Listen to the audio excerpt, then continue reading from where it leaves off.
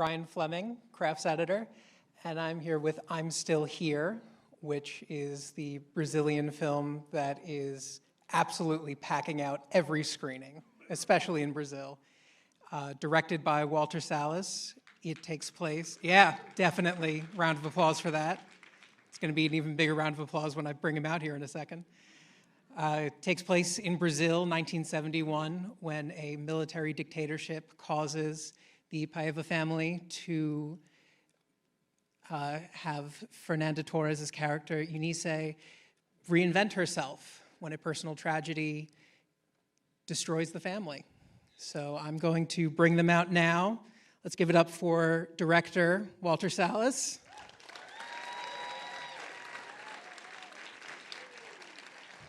Yeah. And star Fernanda Torres.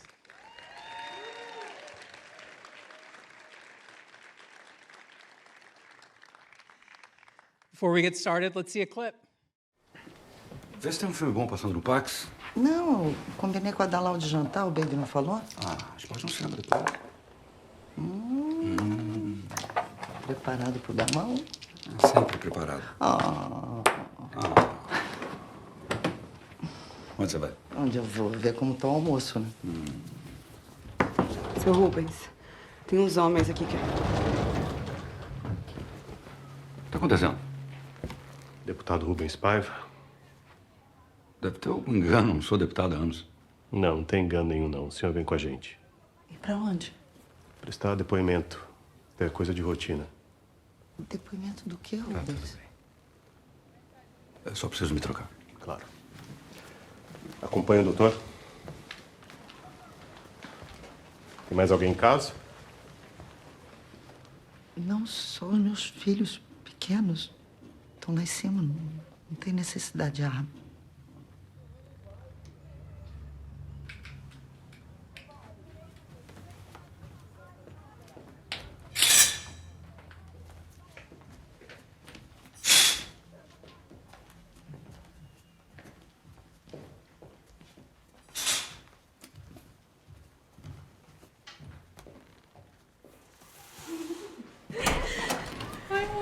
Oi, filha.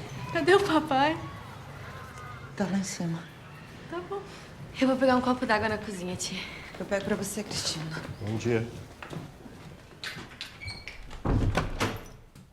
Pai! Oi! Pai! Eu! Me empresta. Tem jeito, né, Nala? Pega. E o beijinho? Ah, tá. Onde que o senhor vai todo lindo desse jeito, hein? Tô indo pro escritório. Mas é feriado. Eu vou só ajudar esses senhores. E aí eu já volto, filha. Tá bom. So one of the most interesting things about this film is that you have such a personal connection with this family and with this house. Can you talk a little bit about that? Yes. First of all, good morning. It's such a pleasure to see a packed room of people discussing cinema. There's nothing more beautiful than that. Thank you, Ryan. When I was 13 years old, I became friends with the 5 kids of this family. And I was enamored by them, enamored by the vividness at the heart of this family, enamored by the affection at the heart of this family, enamored of the joy that pulsated in that house. You know, a joy that was really the reverse angle of the military dictatorship that ruled the country at that time. And for 2 years, I was informed by that family, you know. And one day, something tragic happened, and that family was robbed of the joy that you sense in the film, in the first act of the film. Thus started the long journey to tell this story 40 years later.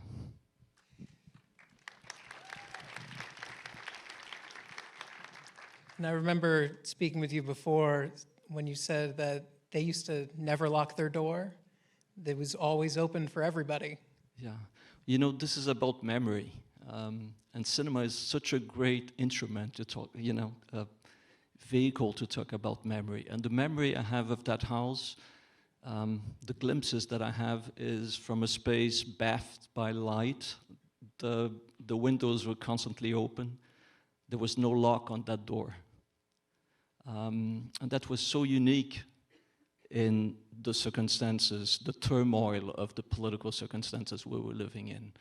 And one day I bumped into that house and it was completely closed. It took me a long time to understand what had happened. And then finally, years later, the young kid in this family became a brilliant writer and wrote a luminous book called I'm Still Here. And unveiling layers of understanding of this story, because if it's about joy, if it's about a loss, it was also an extraordinary story about resistance and resilience, and it was so life-affirming, that when I read it, I spent 2 or 3 days. I couldn't think of anything else but this, you know. And I think that you're drawn by stories that are that you cannot forget. These are the ones you should tell. You know. And if you are looking in this film for resilience, you do not need to look far past Fernanda's character. My God, in this film, just watching you, the embodiment of resilience and protectiveness of your family. Can you talk a little bit about getting into that character and finding that hidden passion, because it's a very subdued resilience? Well, good morning. You know, Eunice Paiva is such a great woman, a great Brazilian woman that nobody knew about. And suddenly, Marcelo wrote this book, a son discovering that his mother is the great heroine of this family. And Walter came with the film, and we really wanted to be faithful to the way she was in life. And Eunice, she was a very smart woman, a very intelligent woman, and she starts as a housewife, but through tragedy, she reinvented herself and became this lawyer, defender of the human rights, and she did it using the smile as a weapon and restraining her emotions from the beginning. It was all about controlling emotions, and I discovered by doing her how powerful this is, because as an actress, sometimes you just want to show emotions. Look how well I cry, how well but it's true, because that's the deal. And then suddenly I discovered through her how powerful it was to just restrain it. And it was almost like not acting, was about being. And when you get to this, it's so rare, you see, and I think we did it through trying to be faithful to this woman. And also I'd like to say that this movie, you have the movie, but you also have so many symbology going on. First, because Walter was in this house, and this idea of opening again a house through cinema. This is such a metaphor for cinema, I think. And also because the body of this man, the father, was never returned. So nowadays, this film is the body of this man, is the proof that he existed. And also because I did a movie with Walter 30 years ago, Foreign Land, when I saw him being founded as a director. Then he directed Central Station with my mother. And now, true, and now we are here in this movie that it's about the resilience of happiness, affection, in order to face a military dictatorship, a terrible one. And also the presence, I think, of my mother and me in the movie means that art, through this passage from her to me, means that art has resisted. So you see, it's more than a movie, I think. It's a movie that speaks in so many levels that I think it won't happen again in my life.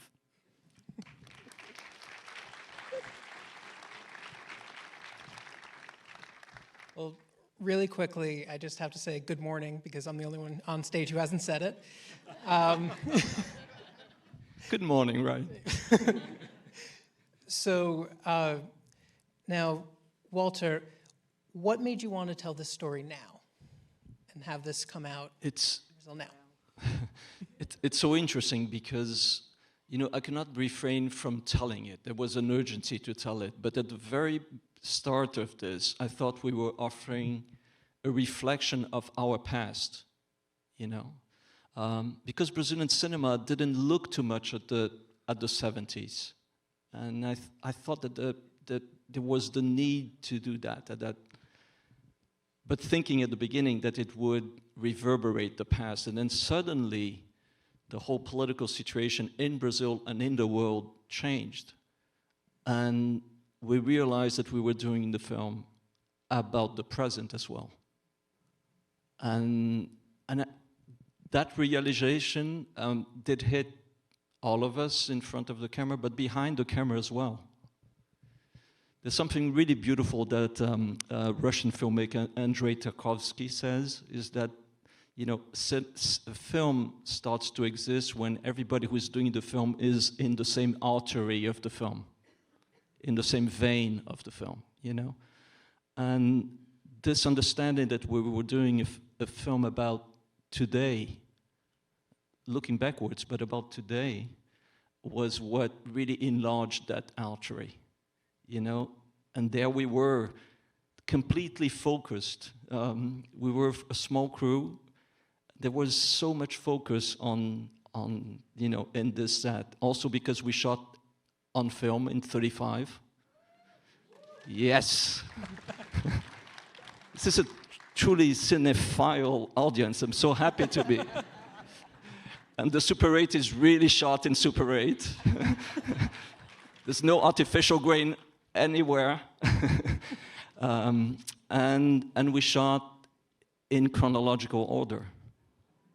And what we also did is we created the scenes that would precede the beginning of the film. We wrote those scenes. And we created the bond in the family so that we wouldn't be truly representing a family, but on the opposite, inviting the audience to be part of that family for 2 hours of the film. The vividness of that family, you know? So we went for that.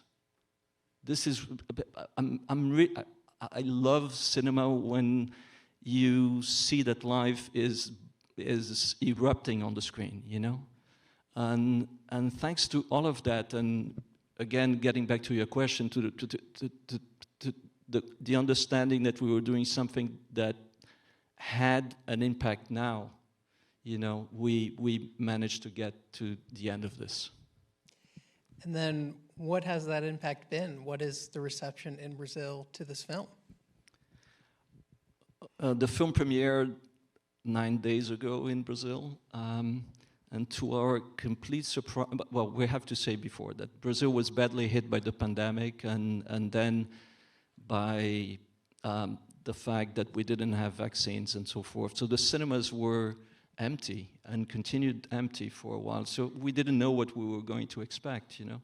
And when the film premiered, to our surprise, but also, you know, complete joy, the cinema started to be completely filled. and we became the #1 film in Brazil last weekend. And we're a little bit flabbergasted by that, we confess. Because there was a Marvel film in #2. And you know, in 10 days we're reaching 1 million spectators, which is a lot in Brazil. But much more important than the box office is the fact that people are going to the cinemas again to have a collective experience. Because this is what we're having here today. We'll never forget this moment because it's going to be unique. You know, we're living a unique moment. You know, and this is ultimately what is happening in Brazil. People are staying in the film until the very end of the credits, and they are writing in social media what the experience was in the screening room that they were at.